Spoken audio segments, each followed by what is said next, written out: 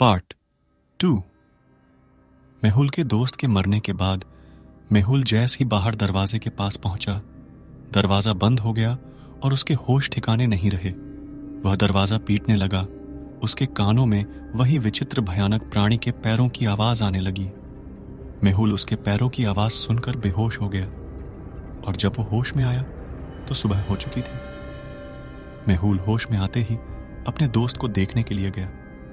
उसी कमरे के पास आया जिस करने में उस हाथ ने उसके दोस्त को अंदर खींच लिया था, लेकिन वो दरवाजा अभी भी बंद था और ऐसा लग रहा था जैसे ये दरवाजा कभी खुला ही नहीं था।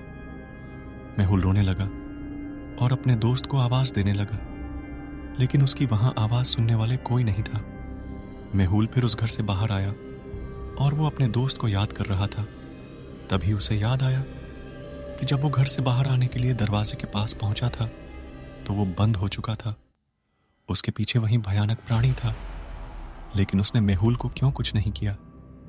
मेहुल को कुछ समझ नहीं आ रहा था कि वो क्या करे। एक तरफ उसके कारण उसने अपने दोस्त को खो दिया था और दूसरी ओर उसको ये बात खाए जा रही थी कि उस भयानक इंसान ने उसको क्यों कुछ नहीं किया। मेहुल डरा सहमा गांव आया और आते ही गांव के मुखिया को कल रात की सारी घटना बताई। मुखिया ने जैसे ही सुना कि मेहुल ने उस भूतिया घर का दरवाजा खोल दिया है, उसके तो हक्के बक्के गुल हो गए। वो घबराने लगा। उसकी ये हालत देख मेहुल ने उससे पूछा कि मैंने अपने दोस्त को खो दिया है, आपको उस बात से इतना फर्क नहीं पड़ा जितना उस पुराने से घर का दरवाजा खुलने से पड़ रहा है। मुखिया मेहुल से बोला, अभी तो तुमने अपने दोस्त को खोया है, अब पता नहीं वो आत्मा कितनों के अपनों को मारेगी। यह सुनते ही मेहुल ने मुखिया से पूछा, आप कहना क्या चाहते हो मुखिया जी? मुखिया ने मेहुल से कुछ नहीं कहा और थोड़ी देर तक वहां सन्नाटा छाया रहा। थोड़ी देर बाद मुखिया मेहुल को लेकर उस मंदिर में लेकर गया जहां के पुजारी के परिवार ने उस दरवाजे को बंद किया था। वहां जाकर उन लोगों ने पुजारी जी को सारी बात बताई। पुजारी जी ये सुनते ही मेहुल के ऊपर बहुत गुस्सा हुए और कहा, तुमको पता है उस दरवाजे को बंद करने के लिए हम लोगों में क्या खोया था? कितने मंत्रों और जाप के बाद हम लोगों ने उस दरवाजे को बंद करके इस गांव को बचाया था। ये सब बताते बताते पुजारी जी भावुक हो गए। उनको भावुक होते देख मेहुल ने पूछा, क्या हुआ पुजारी जी?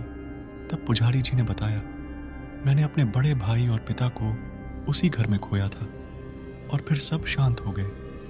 थोड़ी देर बाद मेहुल ने फिर पुजारी जी से सवाल किया कि उस घर ऐसा हुआ क्या था। तब उसको पुजारी जी ने बताया, कई सालों पहले वहां कमलेश और संजना नाम का प्रेमी जोड़ा रहता था। उनके कई वर्षों तक संतान नहीं हुई। इसी कारण उन लोगों ने कई पूजा पाठ हवन कराए, लेकिन उनको संतान का सुख नहीं मिला। इससे संजना और कमलेश बहुत परेशान हो गए। एक दिन गांव में एक भयानक दिखने वाला तांत्रिक आया, जिसको देखकर सभी गांव वाले डर गए और सब अपने घर में चले जाते और उसे कोई भिक्षा नहीं दे रहा था। वो तांत्रिक मांगते मांगते कमलेश और संजना के पास पहुंचा। दोनों ही घर के बाहर अपनी परेशानी से परेशान इतने थे कि उनने उस भिखारी तांत्रिक को देखा ही नहीं।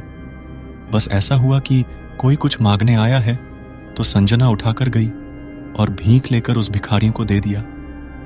भीख देते ही तांत्रिक ने संजना की तरफ देख और बोला कि इस पूरे गांव में मुझे किसी ने कुछ नहीं दिया। जहां जाता लोग मुझे देखकर घर के अंदर चले जाते, मगर तुमने मुझे कुछ दिया है। इसके बदले मैं तुमसे तुम्हारी परेशानी पूछना चाहता हूं। तुम परेशान क्यों हो? संजना ने कोई जवाब नहीं दिया, मगर पीछे से कमलेश ने तांत्रिक को अपनी सारी बात बता दी और कहा, मैंने सारी पूजा पाठ हवन सब कराया, मगर कोई परिणाम नहीं निकला। यह सुनकर तांत्रिक ने एक फल अपने पोटरी में से निकलकर कुछ मंत्र पढ़ने लगा। कमलेश और संजना दोनों वहीं खड़े थे और तांत्रिक को देख रहे थे। मंत्र पढ़ने के बाद उस फल को तांत्रिक ने संजना को दिया, मगर उन दोनों को उस तांत्रिक में विश्वास नहीं हुआ। मगर कहते, ना मारता क्या ना करता। वो लोग संतान पाने के लिए कुछ भी करने और मानने के लिए तैयार थे। कमलेश ने संजना से वो फल खाने के लिए कहा। यार, संजना ने वो फल खा लिया और जब तांत्रिक जाने लगा तो दोनों ने तांत्रिक का आशीर्वाद लिया। तांत्रिक ने कहा, आज से ठीक 1 साल के अंदर तुम दोनों की समस्या का हल मिल जाएगा और तुम दोनों को एक पुत्र की प्राप्ति होगी। ये सुनते ही दोनों बहुत खुश हुए और समय बीतता गया और संजना गर्भवती हो गई।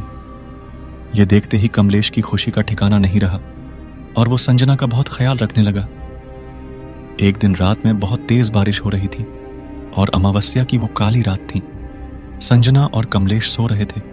तभी संजना के पेट में बहुत दर्द होने लगा। ये देख कमलेश घबरा गया और गांव के कुछ औरतों को लेकर आया। संजना के दर्द की चीखें इतने तेज थीं कि कमलेश सुन सुनकर और परेशान हो रहा था। तभी एक बच्चे की किलकारी आई, उसके कानों तक आई और वो खुश हो गया। तभी एक औरत कमलेश के बच्चे को हाथ में लेकर बाहर आई, लेकिन वो डरी सहमी हुई थी। बहुत बच्चा देखने में तो बहुत ही सुंदर और हाष्ट पुष्ट था, लेकिन उसके कान अजीब नौकीले थे, जिसको देखकर वो औरत डरी थी और बच्चे को कमलेश को दे दिया। कमलेश बच्चे को देखता। तभी उसने उस औरत से संजना के बारे में पूछा, संजना ठीक है ना?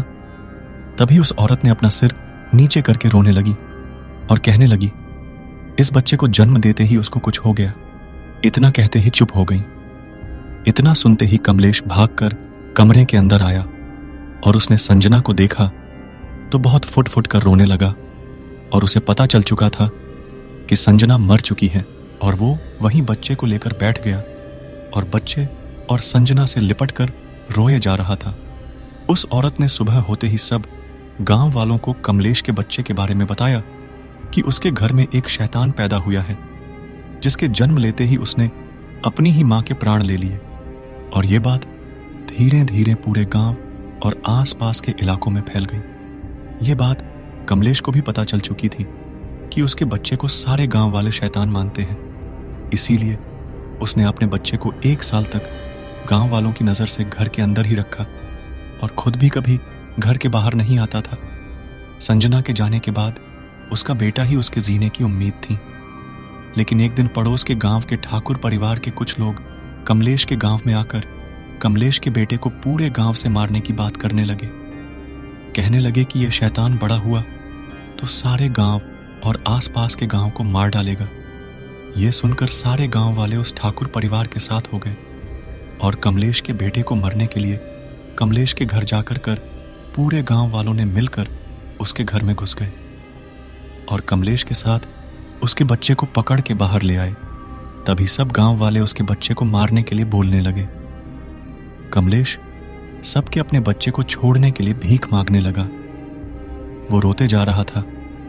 ये कहने लगा कि मेरे बच्चे को छोड़ दो, मैं उसको लेकर किसी दूसरी जगह चला जाऊंगा। मगर सारे गांव में उसकी सुनने वाला कोई नहीं था। उसी ठाकुर परिवार में से एक आदमी ने कमलेश के बच्चे को मार डाला और उसको जमीन में दफना दिया। कमलेश वही ये सब देखकर अपने बच्चे को सभी से छोड़ने की भीख मांगता रहा। उसके बच्चे को मारने के बाद गांव वालों ने कमलेश को वहीं छोड़ दिया और सब चले गए। कमलेश रोता रहा और जहां उसके बच्चे को दफनाया गया था उस जगह को खोदकर अपने मारे हुए बच्चे को निकल के अपने सीने से चिपका लिया और रोता रहा।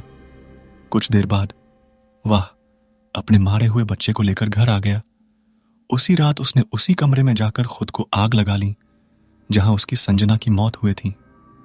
जब गांव वालों ने देखा कि कमलेश के घर में आग लगी है तो सब दौड़कर आग बुझाने आए, मगर तब तक कमलेश पूरा जल चुका था। सारे गांव वाले ये सब देखकर डर गए। लेकिन कमलेश के मारने के 2 दिन बाद ही उस ठाकुर परिवार में रात को घर में आग लग जाने के कारण पूरे परिवार की मौत हो गई। गांव में भी अजीबोगरीब तरीके से कई लोगों की मौत हुई। जो भी कमलेश के घर के आसपास से निकलता उसको कई आवाजें चीखने की सुनाई देती और उसकी मौत हो जाती। ये सब देख गांव वाले मंदिर के पुजारी जी के पास आए और पुजारी ने अपनी शक्तियों से गांव वालों को बताया कि कमलेश की आत्मा सारे गांव के लोगों से बदला ले रही है, क्योंकि उसके साथ जो आप लोगों ने मिलकर किया है उसी के कारण वो आप सभी को मारना चाहती हैं। ये सुनते ही पूरे गांव वाले पुजारी से उनको बचाने के लिए कहने लगे और उससे बचने के लिए कोई उपाय पूछने लगे। पुजारी जी ने गांव वालों से कहा, आप सभी ने जो कमलेश के साथ किया वो गलत है और उसने उन सब से अपना बदला ले लिया है।